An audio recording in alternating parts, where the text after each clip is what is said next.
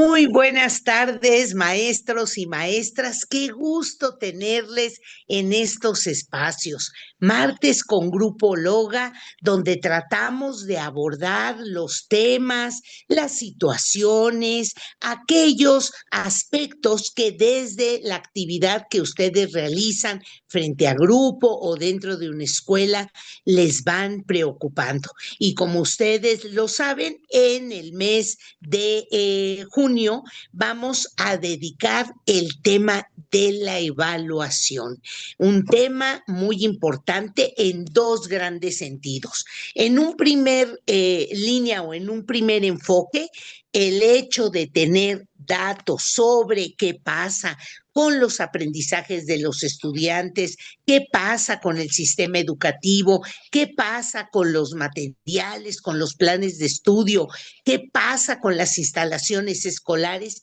siempre nos va a llevar a tomar las mejores decisiones. Y por el otro lado, el tema de la evaluación se impone en este periodo del ciclo escolar. Ya lo vamos cerrando y qué importante es hacer toda una evaluación de cómo estuvo el desempeño docente, cómo estuvo el liderazgo y los planteamientos o programas que se aplicaron dentro de la escuela, cómo van los aprendizajes de los chiquillos y especialmente cómo les damos seguimiento.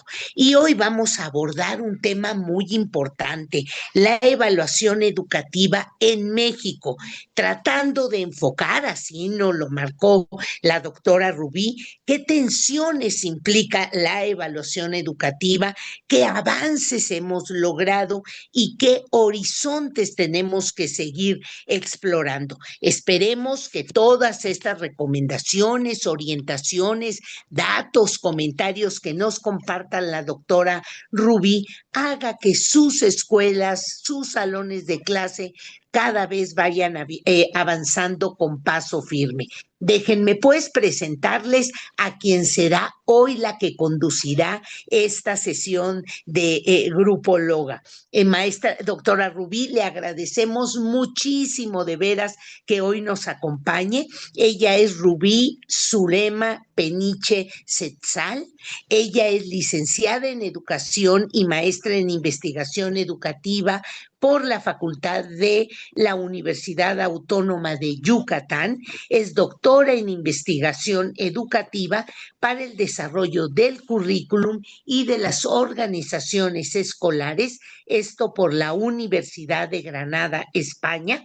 Es investigadora titular y actualmente coordinadora de investigación y posgrado del Instituto de Investigación y Desarrollo Educativo, IID, por sus siglas, de la Universidad Autónoma de Baja California. Entre su experiencia docente desde el 2006, ha sido estado frente a grupo tanto a nivel de bachillerato, licenciatura y posgrado, y es miembro del Sistema Nacional de Investigadoras e Investigadores, nuestro SNI, en el nivel 2. Sus líneas de investigación son eficacia escolar, desigualdad, bachillerato y transición a la educación superior. Es miembro titular del Consejo Mexicano de Investigación Educativa, también nuestro reconocido COMIE, de la Red Iberoamericana de Liderazgo y de Prácticas Educativas, el RIPE, y un espacio que comparto con la doctora Rubí, la Red de Mujeres Unidas por la Educación, MUPORED. Maestros y maestras, vamos a aprovechar lo que de la doctora Rubí nos va a compartir. No olviden poner en el chat de qué entidad nos acompañan para que se lo podamos compartir a ella. Asimismo, sus comentarios y preguntas para que ella pueda hacer un cierre con sus planteamientos. Doctora Rubí, gracias por aceptar nuestra invitación y la dejo en el uso de la voz. Bienvenidos todos. Muy bien, muchísimas gracias a la maestra Patricia Ganem. La verdad que es un enorme gusto estar en este espacio por el Grupo Logan Yo creo que no queda más que agradecer para mí el espacio, ¿no? El tener que compartir algunos comentarios, compartir perspectivas desde lo que he trabajado en estos años y también que sirva de reflexión para lo que hacemos.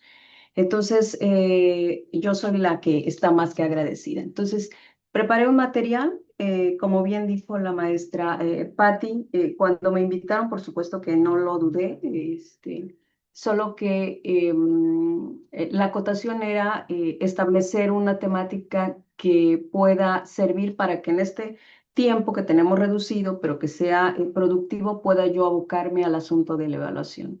Entonces, sabemos de entrada que el término evaluación por sí misma en la educación es muy, muy amplio, ¿no? Y entonces preparé un material de tal manera que pueda servirnos, si me permiten, lo voy a compartir.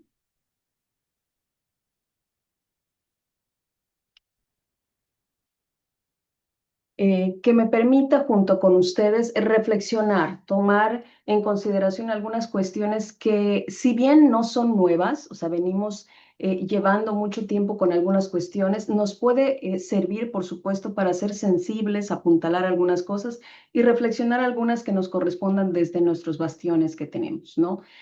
Aun cuando en mi caso, como bien leyó la maestra Patti, en mi caso me dedico en este momento al trabajo de la investigación. Yo inicié en las aulas, trabajé en bachillerato, en educación superior y posteriormente, bueno, pues ya fui incursionando más. Entonces, tuve la experiencia en las aulas inicialmente, aunque también ahora también lo hago, pero enfocada más a la investigación. Entonces, aun cuando el tiempo ya vaya determinando esas experiencias, pues soy bastante sensible y reconozco el trabajo que implica traer esto al escenario del aula.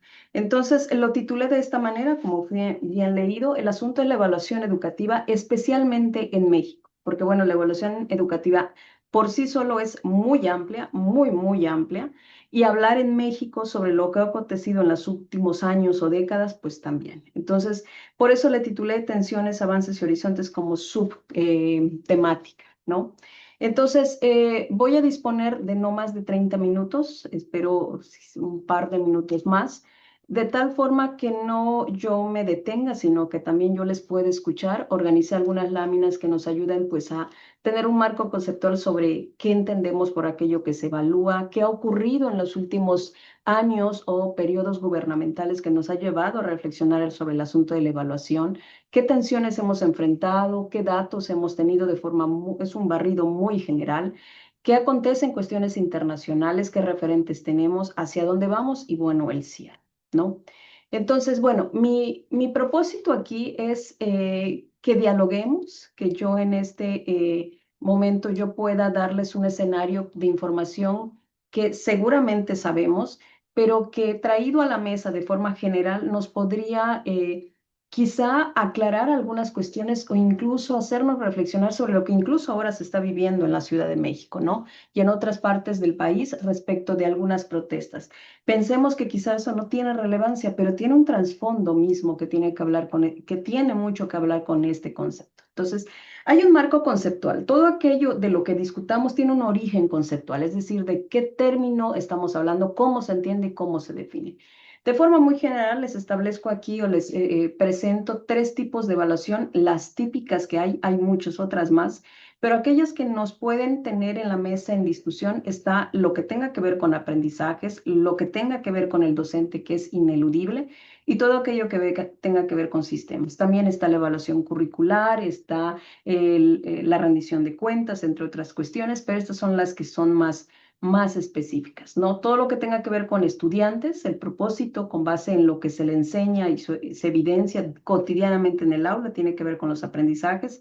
La evaluación docente por sí solo se identifica como aquello que tenga que ver con resultados que los propios maestros desempeñan día a día en sus aulas.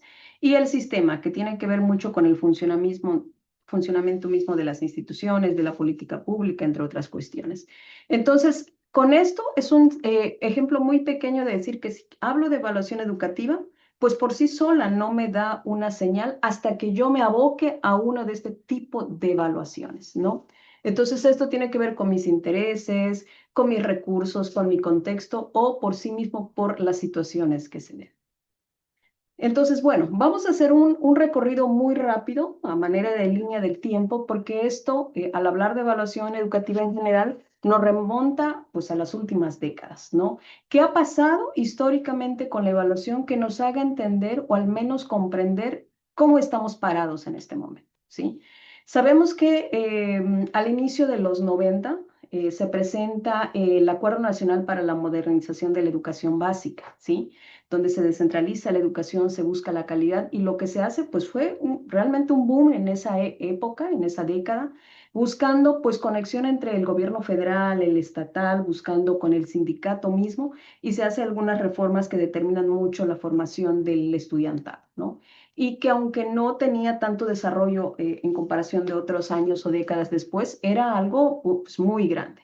Obviamente esos cambios fueron dando más seguimiento y más transformaciones que, bueno, pues ustedes sabrán que las transformaciones tienen repercusiones también.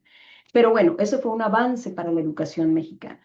Vemos que en el 2002, pues sabemos que en el gobierno de Fox se establece y se crea el INE, organismo constitucional que dio pie a la fuerza presencial de la evaluación en México. Era un instituto que estaba expeditado a recursos, que tenía una cierta presencia autónoma y que determinaba parámetros, indicadores o establecimientos, incluso a nivel internacional, podía estar a la par con otros países, como el mismo Uruguay, Chile, entre otros, ¿no? Pero bueno, pues ya vamos sabiendo qué va ocurriendo. Tiene bastantes años el INE estableciendo mucha literatura y referencia teórica en el país. Después de un par de años más, pues ya dentro de este proceso se van dando pruebas estandarizadas que de cierta manera ayudan a identificar procesos establecidos respecto de cómo estaban los alumnos o los niños en México aprendiendo, ¿no? De ahí sale la prueba enlace. Pero bueno, tenemos un cambio de régimen. En el 2013 viene el presidente Enrique Peña Nieto con el servicio profesional docente. No vamos a hablar de cada uno de estos temas, pero es un barrido. Ustedes sabrán que en ese año, en el 2013, con base en esta reforma, pues vienen muchas vicisitudes que dieron pie no solo a cuestiones que aparentaban o podrían presentar novedosos cambios respecto de la evaluación de la docencia, sino que se veían más con unas cuestiones más punitivas. Más adelante en una lámina lo vamos a recorrer de forma general igual, pero que esto dio pie como a un algo inestable en la situación de la evaluación, especialmente en la docencia, ¿no? Años después, bueno, vemos un cambio en las pruebas estandarizadas de lo que había pasado con el LACE, ya se sustituye con el Planea, aun cuando en ambas se establecía interés por la lectura y las matemáticas, algunos ajustes ahí con áreas adicionales, pero se sustituye y pues sabemos que no hay una continuación, especialmente al inicio del siguiente régimen, ¿no? En el 2019, bueno, tenemos una reforma con Andrés Manuel López Obrador. Obviamente ustedes sabrán que la cuestión de la evaluación pues pasó como a un plano que no era tan enfocado a la mantención de estos institutos, donde el INE pues ya es como reemplazado por Mejoredu para que posteriormente ya pues prácticamente el año pasado fuera pues eliminado. Entonces, eh, es importante comentarles que el recorrido o a través de estas láminas que vamos a estar discutiendo, procuro de la manera más cuidadosa no tener ninguna inclinación partidista, con una perspectiva particular, sino con un escenario más de reflexión que nos lleva a entender o a ser sensibles sobre lo que ocurre, ¿no? Por supuesto, hay algunas evidencias que no podemos dejar de un lado y que cada uno tendrá que ser libre de determinar estos elementos, ¿no? Me detengo en la cuestión del Instituto Nacional de Evaluación de la Educación y Mejoredu, la Comisión Nacional para la Mejora Continua de la Educación, porque fueron hitos, indiscutiblemente fueron hitos que demarcaron muchísimo el asunto de la evaluación educativa en México. Indistintamente a aquellos elementos que puedan palomearse o rechazarse, creo que dieron pie a entender mucho sobre lo que es y no es la evaluación educativa en México. enfocado más a la evaluación de los aprendizajes y a la docencia y en algunos casos, por supuesto, instituciones educativas que eran las escuelas de educación básica, ¿no? Entonces, en el INE, bueno, pues habían cuestiones muy elementales desde que estaba establecido en la norma, en la reforma, en las leyes, el establecimiento de pruebas muy bien establecidas, estandarizadas, cuidadas, con referentes internacionales, pero que, bueno, pues a fin de cuentas tenía elementos que no eran bien vistos, porque de cierta manera la evaluación sabemos que por sí sola pues no siempre nos causa como rasquiña, ¿no? Es normal, incluso si nos dicen, si yo les digo en este momento, no van a salir de la sesión hasta que me respondan un quiz que les voy a dar, ¿no? Entonces van a decir, bueno, ¿qué me va a evaluar Rubí, no? Es normal. Entonces, en ese entonces, pues al pensar que tu trabajo estaba supeditado a esto, pues sí causaba esas cuestiones. Si a eso le añadimos que a la desaparición aparece otro organismo que ya estaba más apegado al gobierno, que se le calificaba como no autónomo, pues hubieron muchas fricciones, no solamente por vacíos que se daban, sino por gente que exigíamos claridad en esos aspectos, ¿no? Pero que aún así podía dar pelea, estaba ahí Mejor Edu, apoyaba, aunque con algunas lagunas. Entonces, este periodo fue muy clave, porque aunque se lamentó lo que ocurrió con el INE, es decir, si eran críticas, yo soy de la idea de que si aquello que vamos a criticar, y esto forma parte del término de evaluación, no me parece, entonces no lo tengo que erradicar, sino reformular, restablecer, reajustar. Lo que a lo largo de estos años, hasta el cierre del 25, pues no ocurrió precisamente, ¿no? Entonces esto pues nos deja ver qué ocurre, que bueno, después del 25, a raíz de la desaparición de Mejor Edu, pues no identificamos algún organismo que se asemeje o se acerque a ello, ¿no? Sabemos que muchas de estas atribuciones quedaron totalmente relacionadas al trabajo de la Secretaría de Educación Pública por su misma esencia, pero que no tenemos pues claridad como en comparación de otros organismos, ¿no? De forma general hubieron reformas, ya no voy a detenerme, pues todo esto está establecido desde hace más de 10 años que ha ocurrido esto, desde el marco del Pacto por México, la reformulación del artículo tercero, que tanto se ha discutido, y que bueno, pues esto nos ha llevado a cuestiones positivas, por supuesto, no hay que ver solo lo negativo. En ese entonces se hablaba del mérito, de la promoción docente, del derecho de los docentes, era autónomo el instituto, la evaluación diagnóstica pues también nos servía de establecimiento.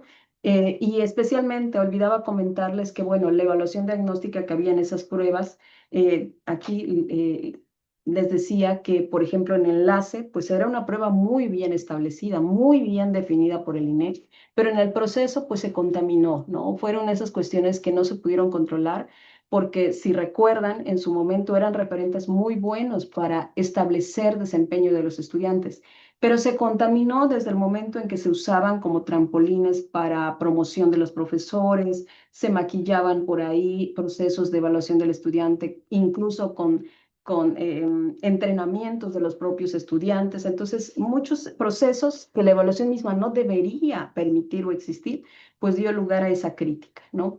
¿Qué tensiones? Pues parte de lo que les decía, si ustedes recuerdan, pues fue percibida la reforma laboral pues muy complicada, huelgas del CENTE, lo que ocurrió en el 16 en Oaxaca, pues mucha heterogeneidad con las entidades federativas, hubo mucha crítica en la evaluación estandarizada y bueno, el docente pues se sentía pues olvidado o solo, ¿no? Hubieron contrarreformas, ya a partir del 19 viene la reforma de la nueva escuela mexicana. Podemos rescatar que esta perspectiva, en comparación de otras, enfocaba a la parte humana, al estudiante. Creo que no podemos dejar de ese lado. Obviamente esto se reforma, se establece. Se trata de ver el otro lado del espejo respecto de lo que estaba, ya no está, pero que se ofrecía. Sin embargo, pues habían cuestiones que no eran del todo claras, ¿no? Claro que entendemos que viene de una perspectiva pues gubernamental particular, con una filosofía establecida, con una característica propia de entender el escenario educativo. Y eso, bueno, forma parte de las perspectivas de periodos gubernamentales, ¿no? Hay una nueva ley, la Ley General de Educación, que marcó mucho a partir del 19 este asunto de la educación integral. Pues se da ya la última parte Mejor Edu, la NEM en el 22 pues cobra relevancia con esta cuestión y que sabemos que hasta hace un año o dos, en los últimos, se seguía trabajando con la interiorización y la comprensión de este nuevo modelo educativo. La formación, la evaluación formativa, que es uno de los tipos de evaluación específica que se desarrollan en el aula, eh, pues, eh, pues empieza a entrar en discusión, apelando a que la evaluación sumativa pues no tendría que verse como una prioridad. Sabemos, y lo voy a decir con cuidado, ¿no? Que el asunto de la evaluación en los periodos últimos y recientes en México, los gubernamentales, pues no la ven, podría decir que no la ven de forma prioritaria con el término que la define, ¿no? Porque si la asociamos a la evaluación como una manera de estandarización, ranqueo, que incluso nos lleve a una discriminación o segregación, entonces no es propositiva. Y podría yo entender que tiene que ver con la coherencia de la esencia de esta perspectiva educativa, de este modelo educativo. Pero al final de las láminas, pues me gustaría reflexionar sobre la esencia misma y el poder que la evaluación tiene, sin tener que llegar a esa segregación o ese ranqueo que en el caso pues tendríamos que analizarlo. Tanta esa búsqueda de la justicia social que estamos intentando identificar en las escuelas creo que es parte de ello, ¿no? Entonces, bueno, hay tensiones estructurales del sistema evaluativo, ¿no? ¿Qué tenemos que tener en la mesa? Es una realidad. Tenemos que ver cuáles son las cuestiones como polarizadas que se han venido dando, qué ha llevado que a esas situaciones polarizadas dé lugar a otras cuestiones. Tenemos que ser también objetivos, ¿no? En algún momento la evaluación, especialmente la docente, se le vio como punitiva, ¿sí? Ahora que se ha propuesto una evaluación formativa, que esta lleva un acompañamiento, pero que también nos lleva a ciertas preguntas, ¿no? ¿La evaluación debe tener consecuencias laborales o centradas en el desarrollo profesional? Yo creo que son estas cuestiones que incluso, los decía, lo que está ocurriendo ahora en la Ciudad de México, ¿no? Y que tiene parada de pestañas al gobierno federal y bueno, a todos los mexicanos viendo qué va a pasar el jueves, ¿no? La inauguración del Mundial. Entonces, entiendo que hay una cuestión que nos lleve de un punto que no es del todo adecuada, pero entonces llevarnos al otro punto, entonces, ¿hacia dónde vamos a ir? Estamos de acuerdo que todos quisiéramos mantener nuestra oportunidad laboral, pero si me van a evaluar, ¿con base en qué va a ser la evaluación? ¿No? Y también esto aplica para el estudiante. Había una autonomía técnica, pero bueno, ¿qué ocurría en ese contexto? Hay un control político. Al no haber instituciones que se dediquen a ello, se centraliza esta cuestión. Entonces, primero saber si existe, ¿no? Pero entonces la pregunta aquí es, ¿quién debe evaluar? Juez y parte no podemos ser. Y en la evaluación eso no es posible. O sea, una evaluación en toda la extensión de la palabra debe cubrir ciertos criterios que impliquen objetividad, validez, entre otras cuestiones, ¿no? Y entonces, un organismo autónomo o una dependencia gubernamental. ¿Se está evaluando en México? ¿Quiénes están evaluando? Bueno, claro, pensando en que la evaluación debería ser aceptada, pero bueno, pues esto es como una retórica que yo misma hago, ¿no? La estandarización. Sabemos que la cuestión de estandarización implica datos que ya estén como establecidos con base en una norma o una medida, ¿no? Obviamente, en los últimos gobiernos, estos han apelado a esta cuestión y ellos se van más por la contextualización, que estoy de acuerdo. O sea, una estandarización o un dato ranqueado no te dice mucho del todo en un país como México, diverso, ¿sí? Dimensionado en cuestiones no solo de regiones, sino de estados, de grupos étnicos, de lenguas. Entonces, ahí estoy de acuerdo, pero también valdría la pena preguntarnos, ¿las pruebas nacionales, uniformes o evaluaciones que consideran la diversidad cultural y regional, considerando si las hay? Porque incluso los profesores siguen evaluando, ¿sí? Entonces, el gobierno en algún momento tendrá que mostrar datos específicos. Y bueno, antes se apelaba a la eficiencia y al mérito. Ahorita la justicia y la equidad, que también estoy de acuerdo. Pero ¿vamos a evaluar solo esos resultados o también vamos a considerar otras cuestiones que incluso nos lleven también a una misma desigualdad, ¿no? Entonces, lo que intento con esta lámina es ver los dos polos que llevaron a hacer algunos cambios, pero que nos siguen presentando preguntas a reflexionar, ¿no? Y más que para nosotros, sino para los tomadores de decisiones. ¿Qué evidencias tenemos? Obviamente, quienes no están muy apegados a los datos numéricos que tengan que ver con resultados de desempeño, pues no van a querer ver esta lámina, ¿no? Porque no les va a parecer significativo que me digas en qué posición está México, cuáles fueron los últimos resultados, etc. Pero quienes trabajamos evaluación sabemos que aunque no sea el único punto o el punto prioritario para determinar si algo funciona o no, es una brújula. O sea, la medición o el establecimiento respecto a resultados de aprendizaje nos permiten saber dónde estamos, ¿no? El último dato de PISA, que sabemos que PISA pues, es una prueba eh, diseñada e implementada a nivel internacional que de la OCDE, se reflejó hasta el 22, fue el último reporte. Claro que sabemos que después de una propuesta, una solicitud de juicio a la Secretaría de Educación y al Gobierno Federal, se solicitó que este año, pues México tuviera una participación. Entonces esperamos que al cierre de este año, pues podamos saber cómo nos va, ¿no? Ya estaríamos, pues teniendo resultados después del 22, ya veremos. Pero como verán, pues no me voy a detener. Los resultados últimos pues siempre nos han mostrado como algunos retrocesos, algunas situaciones preocupantes y que pues nos siguen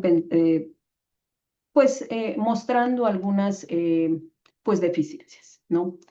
Quiero hacer una acotación aquí. Aun cuando los datos parecieran que estamos detenidos en el tiempo, yo creo que no, y coincido mucho con colegas que se dedican a este tema sobre la mejora de la educación y la medición de aprendizajes. México es un país muy grande, no solo en población, sino en diversidad y dimensión, y que es un país tan diverso que sus necesidades son cada vez más grandes, ¿no? Entonces, nosotros somos el resultado de la educación pública en México, muchos de nosotros que nos formamos en educación pública. Entonces, habría que pensar que los resultados, bueno, también tienen que ver con las dimensiones o la exigencia que la propia sociedad le da a la educación mexicana, ¿no? Entonces, habría que ver que aún con estos resultados y en la posición que nos den, la educación de México no está perdida. Por supuesto, eso no me evita mirar los resultados que tenemos, las lagunas, las deficiencias y lo que mucho necesita el país, especialmente los tomadores de decisiones. Entonces, México avanza, no está detenido del todo, obviamente da pelea en estos resultados, creo que no podríamos demeritarlo, pero creo que mucho se debe también a quienes están en las aulas y quienes están en las gestiones escolares, los que están, los padres de familia mismos, los que trabajan en estas cuestiones educativas, ¿no? Tenemos referentes internacionales. No suelo mostrar referentes que puedan permitir como que ciertas comparaciones. Me acuerdo que cuando se hizo mucho la comparación con Finlandia, ya nadie quería saber de Finlandia porque parecía que no existía otro elemento más que eso, ¿no? Sin embargo, pues habría que determinar qué hacen otros países que podrían retomarse, que incluso no están lejos de lo que hacemos, ¿no? Por ejemplo, en Finlandia, más que me digas que están en primer lugar, que incluso pues, los asiáticos ya los desbancaron en algunas áreas, pues, por ejemplo, sus evaluaciones estandarizadas pues no se hacen en los primeros años, se hacen más adelante. Hay más confianza en el docente, la evaluación formativa integrada al aula, que hay una propuesta en México, pero que falta cristalizarla. En Chile han trabajado muchísimo un marco de buenas enseñanzas, la observación en el aula es muy establecida, hay aspectos similares con México. Con Colombia se sigue estableciendo una prueba estandarizada en los primeros principales años de la educación, entre otras cuestiones, y la evaluación diagnóstica es muy clave para ellos. Claro, pues, los resultados, por ejemplo, en Colombia tampoco pues nos superan en mucho, pero hay prácticas que les han funcionado de cierta manera que no estamos lejos de eso, ¿no? Algunas dimensiones o referencias que podrían servirnos si alguien está interesado, algunas pues son clásicas, algunas nos dejan de reflexión, hacia dónde podríamos enfocarnos si queremos hablar o documentarnos sobre enfoques evaluativos. Si pensamos en la evaluación de aprendizajes, que bueno, pues es assessment, porque evaluación traducida al inglés pues no es lo mismo. Assessment se enfoca más al aprendizaje, a la medición. Entonces, la retroalimentación formativa de Black y Williams pues, puede servir, lo ven como un proceso, no solo como resultado. La evaluación auténtica de Díaz Barriga, pues enfocada a la enseñanza situada. La coevaluación y autoevaluación de Mario Rueda, que pues para él y junto con otros colegas que se han especializado, pues ayuda muchísimo. O sea, una evaluación docente enfocada a los propios actores es imprescindible. Y también hay otros trabajos sobre portafolio de evidencias que ya hace ya más de una década se estableció, como que se enfrió y que se ha retomado últimamente con cuestiones de la propia observación docente en el aula, ¿no? Ya casi para ir puntualizando estos datos, pues en cuestiones de reforma política, pues vemos que esto ya aterrizado al campo de la educación mexicana, pues tiene que ver mucho con estas cuestiones, ¿no? El plan de estudios, los proyectos comunitarios. Para hablar de evaluación habría que ser sensibles sobre lo que la norma establece, ¿no?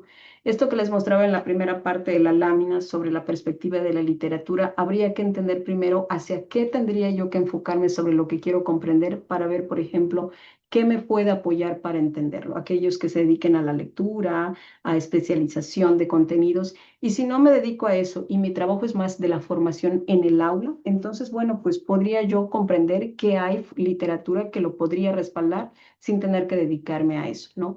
Entonces, si me enfoco más a la lámina que está como amarilla, crema, la relevancia aquí es que nos aboquemos a aquello que nos pueda hacer sensibles sobre estos cambios, ¿no? Los principales cambios son ¿qué tanto ha cambiado el proceso formativo en México? ¿Qué tanta perspectiva tiene la cuestión comunitaria a la escuela misma que antes no estaba? Me hablan tanto de contextualización. ¿Qué es eso? ¿Qué es eso de participar? ¿Dónde quedo yo como profesor? ¿Dónde quedo yo como evaluador? ¿Y dónde quedan los aprendizajes? Que de cierta manera es como de los elementos más fuertes, ¿no? ¿Hacia dónde vamos? Ya casi, ya para ir cerrando las láminas, ¿sí? Esto es una cuestión más personal. ¿Hacia dónde vamos? Después de todo esto y que nos dimos una vuelta de los últimos 20 años, viajamos en el tiempo y nos llevó a este día, creo que es relevante pensar en que hay que dirigirnos a una reconstrucción de la institucionalidad, ¿sí? Habría que pensar, no está en mis manos, no está en sus manos del grupo Loga, no está en sus manos de ustedes como docentes, pero creo que como comunidad, levantando la voz, expresándonos, podemos ir remarcando quienes también lo compartan, por supuesto, pues pensar en restablecer un organismo con autonomía constitucional, técnica. Si no es un organismo, alguna entidad que se identifique como tal, pero que sea reconocido como cierta autoridad especialista y que se base en evidencia cuidando mucho también sus propósitos sin caer en elementos que se habían determinado anteriormente. Como segundo horizonte serían sistemas de información integrados, vincular datos de logro, trayectorias, contexto. O sea, los datos en la evaluación educativa no funcionan si están desagregados. O sea, si voy a medir los logros, también tengo que saber quiénes son mis profesores, dónde están. No puedo evaluar ni establecer un proceso estandarizado en Oaxaca, en Yucatán o en Tijuana o acá en Baja California, donde estoy, donde vivo en una zona fronteriza que está plagado de una cultura estadounidense, ¿no? Eso no es contextual, ¿no? Hay que trabajar en una evaluación contextualizada relacionada a esto que digo, instrumentos que determinen diversidad lingüística, cultural, regional, y no medir con una sola vara. Entonces, fíjense cómo viene el reto de esto, ¿no? La formación docente y evaluación es muy, muy importante. La semana pasada platicaba con un experto en evaluación y me decía, es que la mejor forma que los profesores se formen es entre ellos, ¿no? Entonces, él se atrevía a decirme, es que pueden ofrecerle 1000 cursos de actualización a los docentes, incluso de evaluación, pero si no se les da con las herramientas y las estrategias donde ellos mismos se realimenten sobre cómo deben enseñar o aprender sus alumnos, pues no funciona. Entonces también habría que repensar la formación docente, la participación y rendición de cuentas desde quién actúa, la comunidad, las familias, qué participación van a tener, qué resultados, dónde está, si va a haber recursos, a quién se le va a dar, clarificar mejor eso y por supuesto una continuidad y coherencia política. O sea, sabemos y pues, ¿qué más podemos hacer? A menos que en algún momento nos escuchen como comunidad, ¿no? Sabemos que en un cambio político, partidista, pues vienen cambios pendulares, ¿no? Y estas reformas pendulares que, bueno, van golpeando ahí, pues es haciendo cambios, ¿no? Desde un logo mismo, un color, hasta reformas. Entonces, tendríamos que establecer nuestra lucha, y lo digo en el buen sentido, desde nuestras aulas, de nuestras prácticas, para hacer saber que si ya nos esforzamos porque la última reforma se le pueda sacar provecho o restablecer algunas cuestiones que valgan la pena, pues remarcarlas y refutar aquellas que no sean. Y que, bueno, pues los tomadores de decisiones más inmediatos a nosotros, indistintamente, por ejemplo, cada quien sabe, ¿no? Desde un ATP, un supervisor, o en mi caso, si yo tengo contacto con la Secretaría de Media o Educación Básica, pues expresarle, ¿no? En algún momento nos escucharán y esto forma parte importante de ello, ¿no? Y ya preguntas. Seguramente y posiblemente estas respuestas no las podamos tener en este momento, pero quiero dejarlas de reflexión. Yo que me llevo haciendo esta presentación, incluso fue el resultado, que agradezco mucho la invitación porque me ayudó mucho, que después de estas láminas me hice unas preguntas, ¿no? Y entonces yo decía, pues ahora sí que se las dejo de tarea o si no las podemos platicar aquí. A mí sería valioso escucharles, ¿no? Yo me preguntaba, ¿puede existir mejora educativa sostenidas en sistemas robustos o autónomos de evaluación? O sea, no tiene que casar eso. O sea, no estamos casados con que tengan organismos, pero si no los hay, ¿cómo lo haríamos? Sí puede ser. Otra es cómo construir consenso entre docentes, sindicatos, gobiernos y academias en torno a la evaluación. O sea, no vamos a poder vender la misma idea y cuando digo vender lo digo en la mejor forma, ¿no? Pero sabiendo que la evaluación es importante.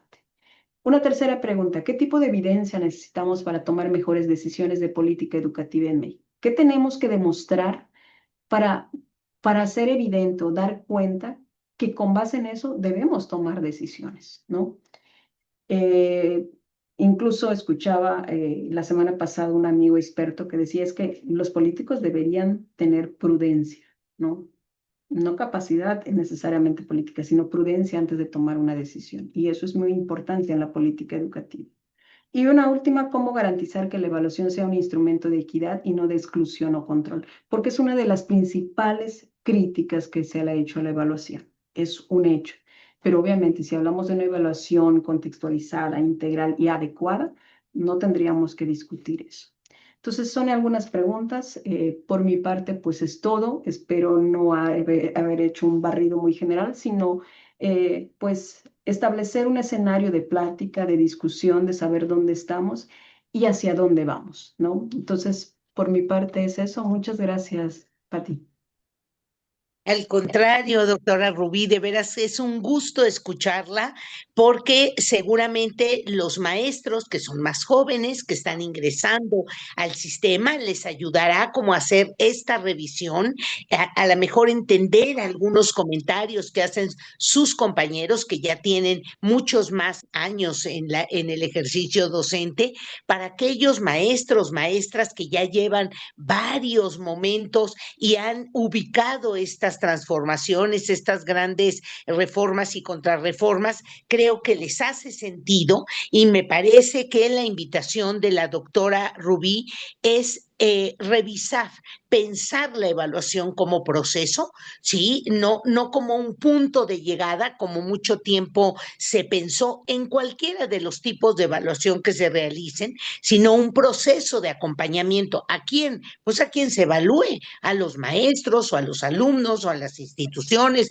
o al currículum. Vamos acompañando, qué encontramos, qué tenemos, qué hemos descubierto si hacemos comparaciones, estos resultados, de dónde pueden provenir. También nos habla de la evaluación como una brújula, ¿no? Es decir, que nos marcan algunas rutas, algunas orientaciones, algunos descubrimientos que es importante atender, es importante observar. A lo mejor no nos hacen sentido en un principio, a lo mejor nos repele mucho porque nos confronta, nos dan datos que nos ponen a lo mejor en evidencia. Bueno, pero es una brújula, es como la equiparación o la comparación que se hace con el termómetro o con los diagnósticos médicos que nos practicamos. A lo mejor no me gustan, me preocupan. Bueno, pues la evaluación que la evaluación médica es igual que la evaluación educativa, nos puede confrontar, pero vale la pena después de ese susto, de esa sorpresa, pues sí revisar qué me quiere decir, qué puedo hacer con eso. Y por supuesto nos dice que un fenómeno que se evalúa, un apartado que se evalúa, debe de también ser acompañado de otros múltiples factores que rodean ese resultado, ¿no? es injusto evaluar al maestro sin evaluar el sistema, el modelo, el plan de estudios, la escuela, las condiciones, la infraestructura, los estudiantes. Igual es injusto evaluar el aprendizaje de los estudiantes sin revisar qué puede estar generando ese resultado, y esto es la multifactoriedad de lo que es el fenómeno o el hecho educativo. Y me gustó mucho, doctora Rubí, cuando dice el maestro, pese a todo, sigue evaluando. Y yo creo que aquí queda la gran invitación. Pueden venir instituciones, pueden venir leyes, pueden venir normas, pueden hacerse transformaciones, pero en esta intimidad que tiene el maestro con su escuela, con su colectivo de otros compañeros, con su director, con esos niños, esas niñas, esos jóvenes que ustedes acompañan, la evaluación es un gran aliado que nos dice por dónde ir, que nos dice cómo estamos. Y no me gustaría, doctora Rubí, terminar sin escuchar a alguno de los profesores, sobre todo con esas preguntas tan provocadoras que hace, pero antes decirle que, de acuerdo a los maestros que por aquí nos dijeron de dónde nos acompañan, hay docentes de Ciudad de México, de Michoacán, de Querétaro, de Puebla, de Morelos, de Nuevo León, y que siempre les pedimos que si este espacio, si esta grabación les ayuda a hacer esas reflexiones que ustedes realizan en sus consejos técnicos, en sus juntas, incluso muchos de ustedes siguen estudiando una maestría, un doctorado, que sirva como un apoyo para seguir generando esa reflexión. Y vamos a ver, doctora Rubí, si hay alguna pregunta por aquí, las maestras, los maestros que nos acompañan, si nos vamos a formato galería, ¿no? Y nos plantean alguna pregunta, alguna respuesta, alguna inquietud, que es un poco la invitación de la doctora Rubí. Vamos a ver si hay alguien que quisiera participar. Vamos viendo. Si no, yo sí tengo también algunas provocaciones más. Por favor, maestra.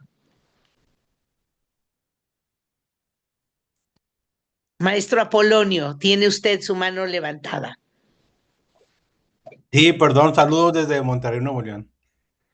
Miren, es un gusto escuchar estos temas, porque estamos a 3 años y medio, o a 3 años de que revisamos la evaluación formativa en aquella octava sesión de junio del 2023, y las prácticas siguen siendo las mismas en educación básica en muchas aulas. O sea, falta mucho liderazgo pedagógico, mucho acompañamiento, mucho compromiso, y yo insisto en que tenemos que hacernos tres preguntas. Si queremos cambiar, tenemos que reflexionar sobre qué es lo que debemos dejar de hacer, qué es lo que debemos seguir haciendo y qué es lo que debemos de innovar. Esas tres preguntas nos la hicieron en aquella fase intensiva de actualización de agosto del 2019, allá por el jueves de esa semana. Y era en el aula, en la escuela y en el sistema. Y aquí el sistema, pues no quiere cambiar y se viene en cadena para abajo. Y ahí seguimos arrastrando inercias del sistema y ahí estamos estancados. Entonces, aparte tenemos esas tres preguntas que aparecen en el documento de un nuevo contrato social para la educación, lanzado en septiembre en Nueva York. Y ese documento suple a los 4 pilares de la educación de Jacques Delors. Jacques Delors falleció en enero del 95, del 2025. Entonces, esas mismas preguntas venían en una de las sesiones de Consejo Técnico del 2025. ¿Qué debemos dejar de hacer? ¿Qué debemos seguir haciendo? ¿Y qué es lo que debemos de innovar? Venían en una de las sesiones del 2025 del Consejo Técnico.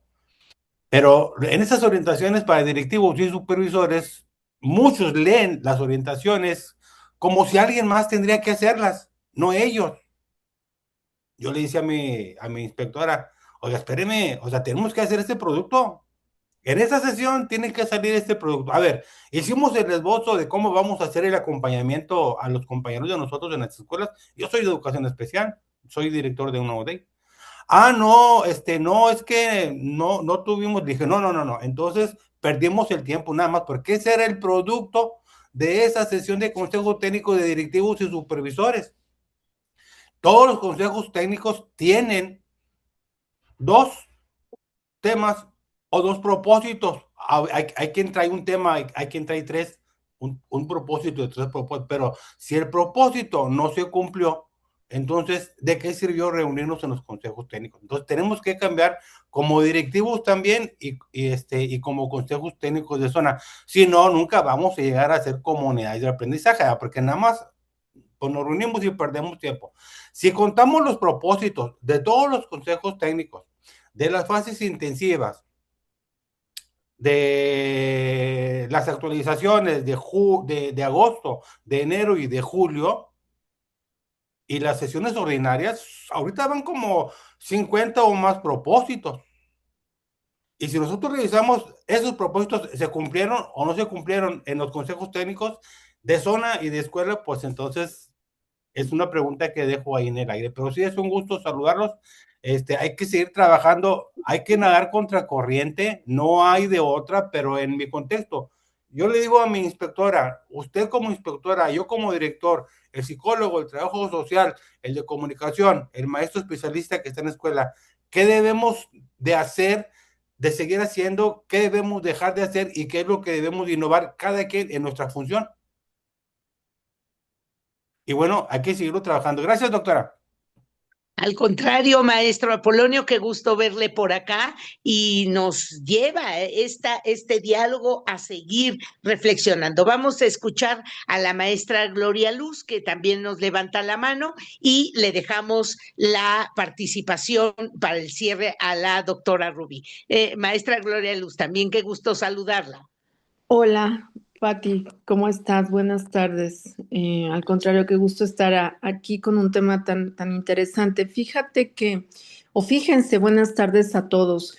A mí la pregunta, todas muy interesantes, doctora, pero la que me generó en este momento la necesidad de participar es la última. Una de las más importantes, ¿no? Dentro de las funciones de la evaluación, ¿no? Que tendría que ser la equidad, la mejora y no el control y justo la parte de exclusión. Quizá tendríamos que remontarnos a esta parte de la retroalimentación de la práctica docente, de revisar qué es lo que estamos escribiendo en las planeaciones. Yo me enfoco, por ejemplo, y me remitió a mi equipo de trabajo, ¿no? Con mis maestros. Leo las propuestas que tienen cada quincena en la planeación y dista mucho de la realidad. Es decir, cuando voy a observar la práctica, cuando pido resultados, cuando vienen las entrevistas con las familias, y creo que es esa parte de acompañamiento en la práctica docente para poder tener respuestas a esta pregunta tan importante y tan interesante, ¿no? Porque finalmente lo que yo observo es que termina siendo un instrumento de control y no de mejora. Entonces creo que es una pregunta que bastaría para otra plática muy importante. Muchas gracias. Al contrario, maestra Gloria Luz, por su participación. Y bueno, pues le dejamos a la doctora Rubí el cierre con estas dos aportaciones de los maestros y pues que nos dé pistas también sobre los planteamientos que ella misma, ¿no? Como investigadora se va haciendo cuando observa datos y resultados. Doctora Rubí, le dejamos el cierre. Gracias, maestro Apolonio. Gloria, pues es un gusto que se aboquen a estas cuestiones. Lo que voy a comentar es desde lo que he visto en el trabajo empírico, lo que he escuchado de informantes, de lo que me he documentado y que también lo que he escuchado mucho de ustedes, que son los que el primer bastión en la educación, ¿no? De forma general, me voy a atrever a decir y me voy a remontar a esta cuestión del efecto pendular en la cuestión política, ¿no? Un sueño guajiro, utópico, sería que una reforma educativa, y ahora voy a explicarme un poquito mejor. Una reforma educativa debería ser un caminar largo, sistemático, planeado y paciente. No debería ser una cuestión de periodo establecido gubernamental. Lo que no tenemos en México, no tenemos esa cultura y no sé cuándo llegue, a menos que nuestras trincheras lo hagamos.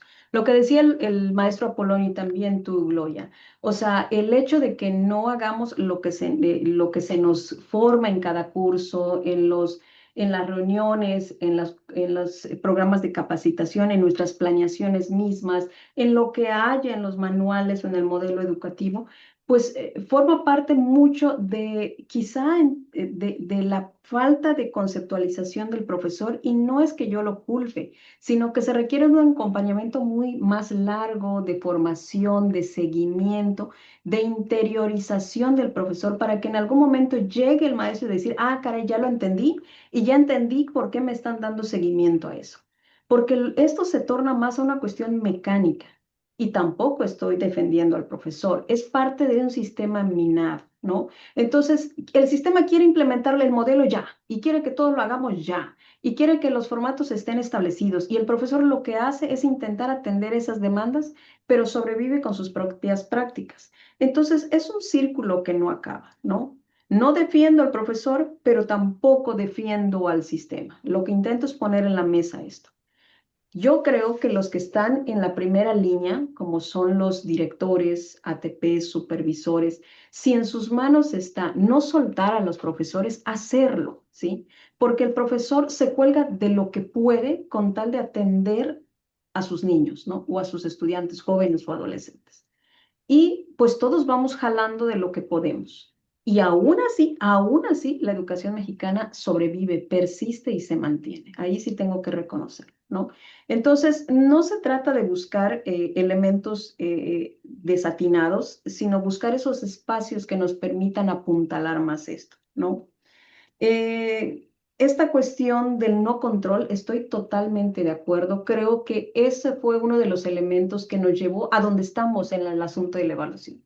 Fue el detonante, el no haber visto venir el asunto de la estigmación de la evaluación, aun cuando era muy, muy establecida en México. México tuvo los referentes más importantes a nivel latinoamericano sobre evaluación educativa, pero entre reformas y reformas perdió el foco.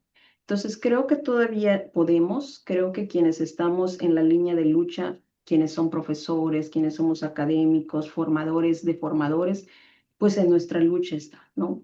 Entonces, pues no me queda más que agradecerles. Creo que la lucha está desde el hecho de que discutamos en estos espacios, que estemos actualizados, de que intercambiemos, de que sepamos que estamos de la otra pantalla, pero que estamos atendiendo al mismo tema desde la trinchera. Yo creo que desde ahí es una lucha que hacemos. Entonces, por mi parte es eso, la verdad es un gusto y alimenta, o sea, escucharles alimenta también esto. Muchísimas gracias, doctora Rubí. Muchísimas gracias a todas las maestras, los maestros que hoy se conectaron a esta sesión. Y a mí me parece que la invitación es muy clara, maestros y maestras. Tenemos autonomía, tenemos canales de comunicación con las autoridades, tenemos espacios. Tenemos que seguir visibilizando lo bien que se hace dentro de las escuelas y eso nos toca a las maestras y a los maestros. No se les olvide conectarse el próximo martes que seguiremos reflexionando sobre el gran tema de la evaluación. Doctora Rubí, muchas gracias y a todos y cada uno de ustedes. Prendemos cámara para despedirnos. Un abrazo. Hasta la próxima. Gracias. Gracias.